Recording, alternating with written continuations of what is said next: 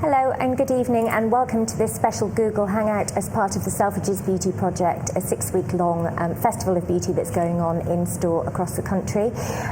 Tonight we're having a talk on ageing, and we have this special event in advance of the talk to cover some of the same themes.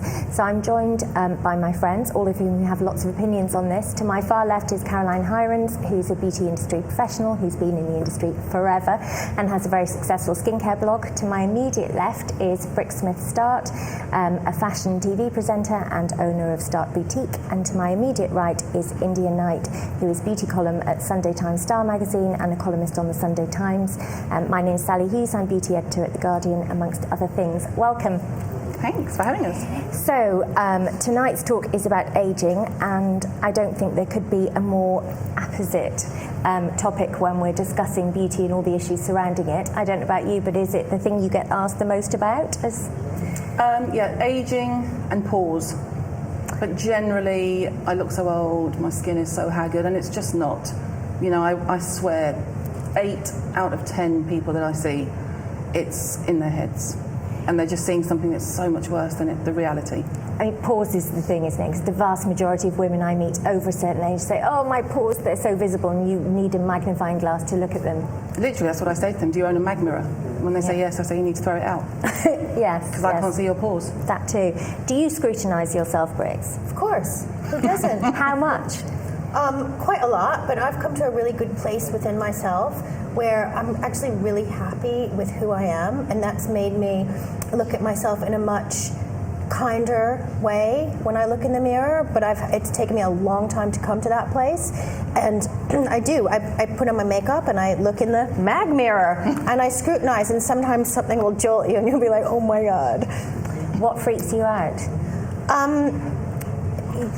Numerous things. I mean, last night I went out and I had a couple glasses of wine at dinner, and this morning I woke up and my face looked wizened like an apple puppet, and I saw that the wine wasn't, doing my skin or my puffiness or, my beauty any good.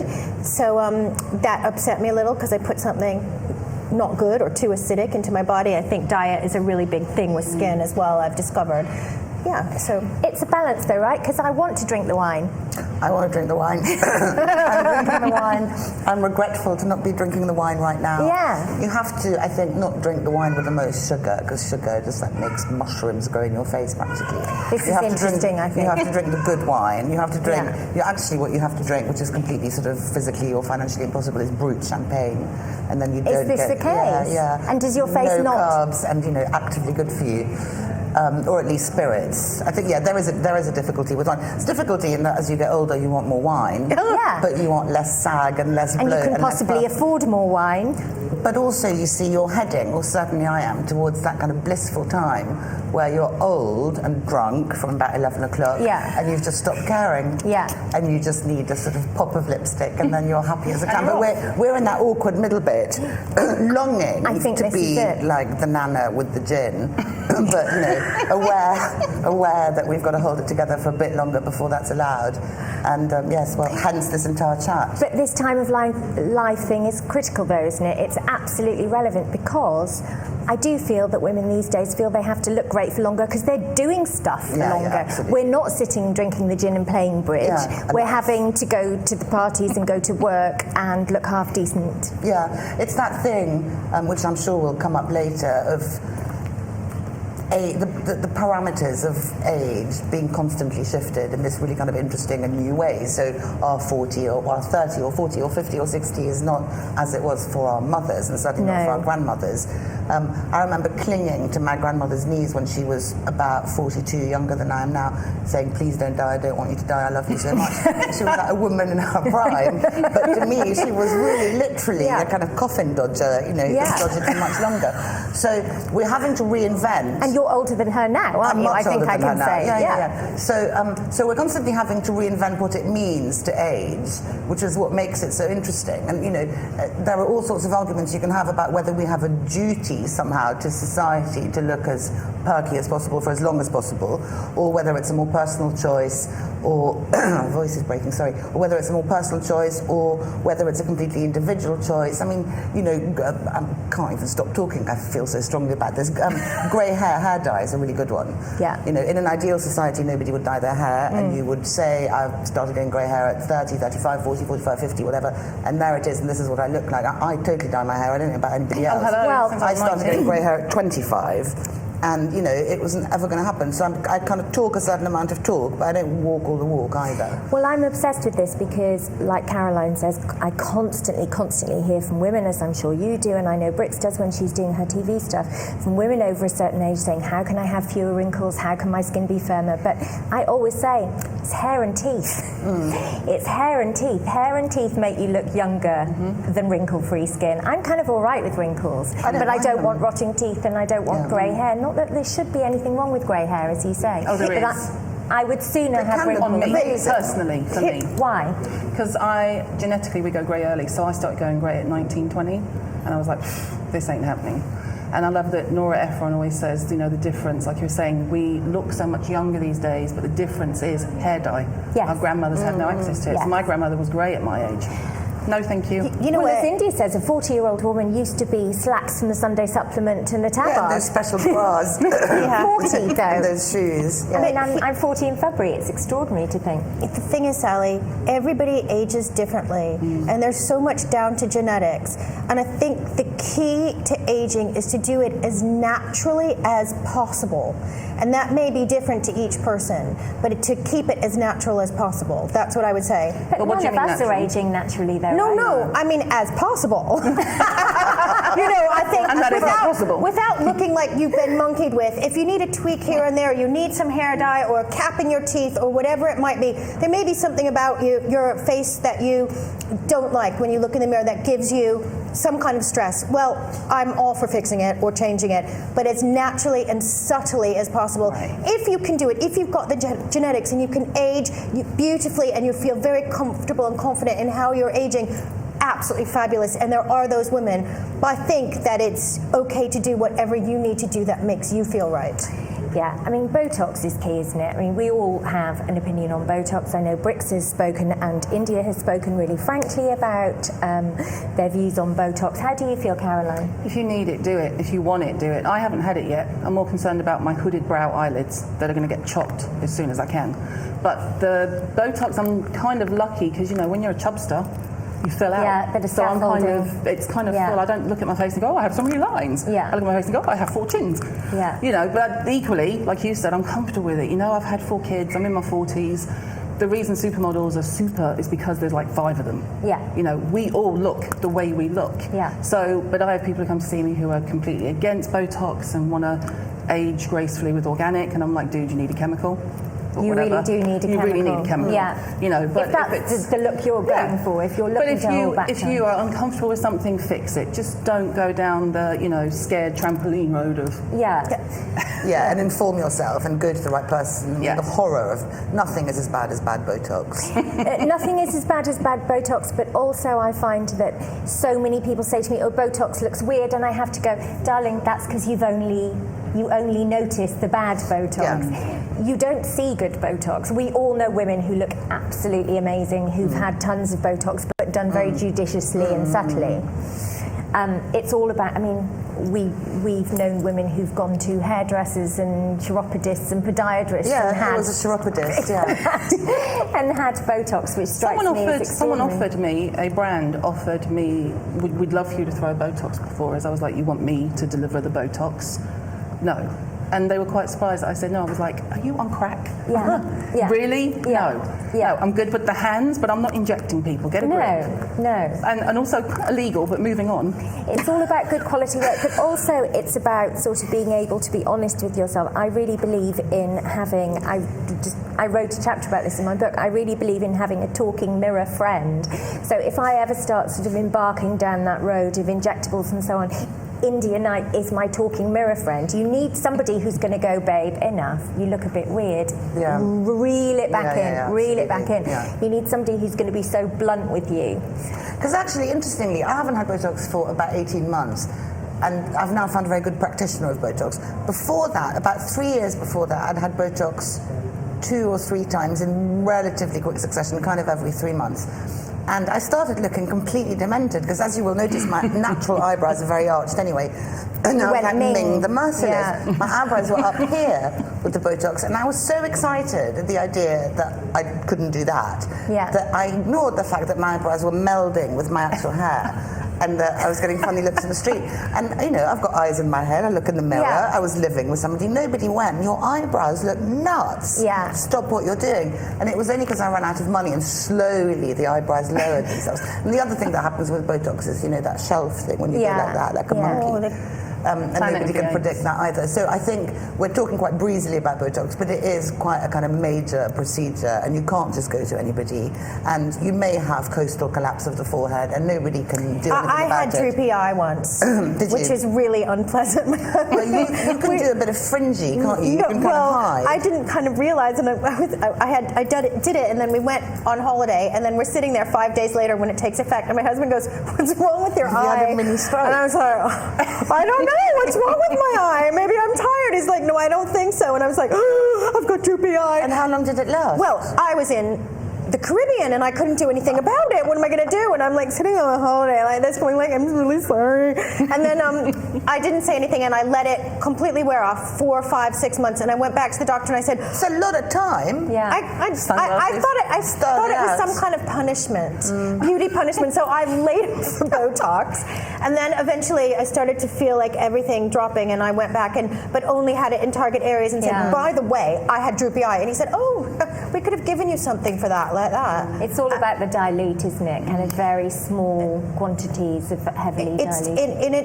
It's someone great looking at your face and knowing the target areas of the musculature under your face. And I too have really arched eyebrows and a small forehead. So I've seen pictures of myself like that, and it's like, whoa, one step from clown, and you just don't want to go there. So people beware. It's also, cautious. I think, the person administering needs to have a good eye. It's like the person who and threads see your it as a eyebrows face. or whatever needs to have a kind of artist's eye and not just look at the lines, look at the whole face. Look at the those whole people, sun. I think, are quite thin on the ground. I there agree. aren't that many of them. It's interesting though that nobody told India, because I sort of think that there's this problem where people are slightly embarrassed and don't know where to look if they have to confront the fact that a woman is either aging or trying to combat aging, like it's this awful embarrassing thing. I have a friend who has too much stuff done and I haven't told her because I don't know how to initiate the conversation. Yeah, how do you do that? Because you have to say... I would tell you if you looked too I would totally tell you. Yeah. But it's a different sort of relationship with this. She's like a good acquaintance rather than a close friend. And I don't know how to start it, because you'd have to say something nice. Yeah. As well as saying you're beginning to look really, really peculiar, you'd have to go, but some people might love it, or but if it makes you happy, a sort of positivity sandwich. Yeah, and it's hard to find, the bread of the sandwich of the ham that says no, stop. Yeah. I think I think really gentle truth. Really, although sometimes it jolts you, it really makes you listen. Like I had a friend that told me a very gentle truth, not so much about my face, but actually when I was getting married, about the original wedding dress that I had made for me by a very famous designer. And the gentle truth was, it's not good enough. I'm really sorry to tell you. After I've gone through fitting and fitting and fitting, she said, it's not good enough, it's not appropriate enough. You've got to change it. And it was such a... I had never had anyone speak.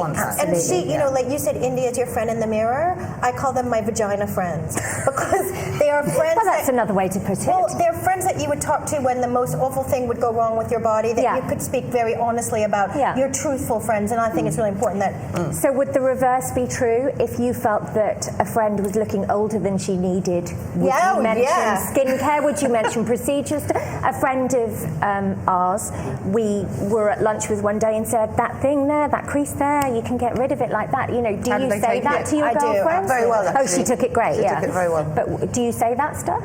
Do you say you need an acid, darling, unsolicited? I'm kind of all or nothing, so I tend to say, you're not washing your face properly with cleanser, are you? And they 9 times out of 10 say, oh, I love a wipe. Yeah. And I'm like... Yeah. But it depends how close they are. I don't go up to people on the tube, although I'm tempted. But in general, if it's friends, yes, I'll say, what are you doing? What is this? What is this? But then they'll say it to me. what is this? I don't expect you to have spots. What is this? You know, so yeah, you have to have those friends that you can. I always think if you go to the toilet with that friend should be able to tell you you're looking rough or great. I think that's true.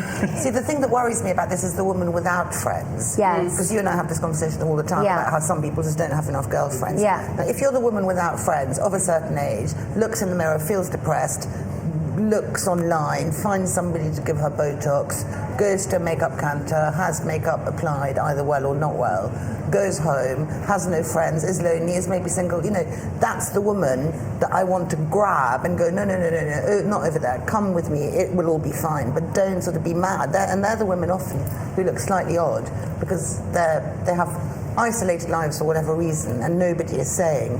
So the importance of a good friend, of like a face friend, cannot be emphasised enough, and if you don't have one, you should kind of go and find one. I think that... Sally, sorry, go on. Do you find as you're getting older that you're more obsessed with beauty projects and things and regimes and stuff than you were when you were young?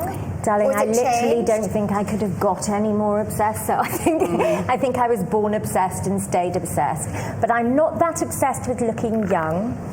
But I want to look great for my age. Yeah. So I'm about to be 40. I don't want to look 20. I have no desire to look 20 or even 30. I want to look like a good-looking 40-year-old. And that's key, isn't it? But I have a difficulty with the for your age thing. I think you either look good or you don't look good. No, that's what I mean. Somebody, was it you I was talking to about this? Somebody said about Harriet Harman that she looked great for her age. It was like, well, no, she looks great. She's an attractive woman. She either looks great or she doesn't look great. It's got nothing to do with the date of her birthday. Yeah. So I think the kind of for your age thing is complicated, but I know exactly what you're saying. Yeah, I want to look like a 40-year-old woman who takes care of herself, who's happy, who has a nice life, who looks relaxed, more than I want to look 25. Who wants to be 25 again? Oh, God help me, never. And also that's really creepy, the idea of looking 25 when inside you're sort of 60, you know, your body is doing the things a 60-year-old, you're not 60, but say you were, doing the things a 60-year-old body does, and your face is freakily I've given facials belonging to those to another faces. generation. It's quite scary because I find it quite upsetting. Good actually. hands, and it's always in New York as well. I have to say, it's not really the English girls,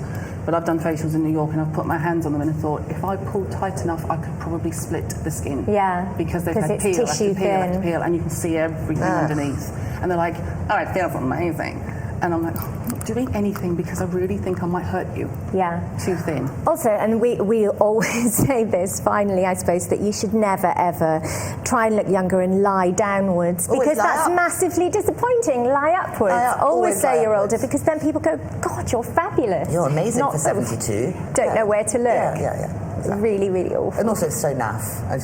People just shouldn't do it. Yes, exactly. So I'm approaching 40. How old are you? 44, 45 in July. 51. 48. Fabulous ages. Yeah. In our prime, as I was saying. I think so. I do want to, I suppose I want to be as well preserved as I can. I just want to look healthy, glow, and in all honesty, I would not trade the confidence I have at 44 for the face I had at 20, ever. I would never go back. How about you? What do you miss? There must be some things you miss. I was able to get away with sleeping in full makeup much better. And I do love sleeping in full makeup, and obviously nobody must ever do it, and it is a great sin. But occasionally I just like it because it's sort of great. Yeah, it's kind of sexy when you wake up. Yeah, and you look great. I always look really good if I've slept in my makeup. I look fantastic. Then I get, appalling spots and so on. But for about 2 days, I look completely amazing. So I wish I could get away with it without needing to, go and have a facial immediately after the thing. What do you miss? I more miss my body than I think my face. I'm still quite happy with that, and as long as I, lay off the sodium and ease back on the drink and the acid, I'm good, really happy, even with no makeup, even with just tinted moisturizer. That's it. But I think I miss my body and the fact of the metabolism going so fast that you would you decide and you say, like, I'm going to go on a diet for 4 days. I'm going to eat like hard-boiled eggs and steamed vegetables. And you become like so thin, hip bones, everything. Oh, I could lose 5 pounds in a week easy in the past. And now it is. They said, it gets harder after 40, and they weren't lying, and I really hate that. And I've tried everything from like hardcore boxing to green coffee beans to like starving myself to juice fast, a whole thing. And it's a very, very difficult balance to maintain a body that I'm comfortable and happy with or go over the edge. But then you never want the teenager's body in the 50-year-old's face, because that's terrible. That's not that. Really terrible. That's creepy. That's like the worst. That's the worst possible outcome. Yeah. Terrible. The To hot turn body- around. Hot body. Oh, that is face. heinous. No, That's Yeah. heinous. A Yeah. really famous No, word. that's a really bad No, that's scene. not what I mean. It's just, keeping it in check so that I'm happy. I'm not saying I want to have a Yeah. 15-year-old body. Yeah, no, the metabolism thing is a That's bitch. probably It's it, actually. That's dreadful. probably the only thing I miss. After I had my second son, I was 25. I was like a stick insect. And it wasn't that I was trying to diet or be thin. I was just had 2 kids under 3 and I was breastfeeding. And it was just... And then I had 2 kids in my 30s. Whole different ball game. Yeah. Whole different ball game. Like, it came, it parked, and it made itself comfortable. Yeah. It was like, whatever, move on. You got 4 kids, don't moan about it. It's not just I think at our age, though, we're all approximately the same age. It's not just about sort of looking younger, though, is it? It's sort of, don't you think there's a psychological component where it keeps you alive? It's sort of that effort that you make about your appearance keeps you in the game. Yeah. And I don't mean sexually or to be alluring, but I mean to be in it. Yeah, absolutely. And I know you're capable of spending a fortnight in a onesie as easily as me. Yeah. And that's the alternative. Of course. If there wasn't makeup and if there wasn't blow dries, I would be in my dirty onesie eating crisps with no makeup on, watching telly. We have looked very ugly in our Why relationship. doesn't my boyfriend love me anymore?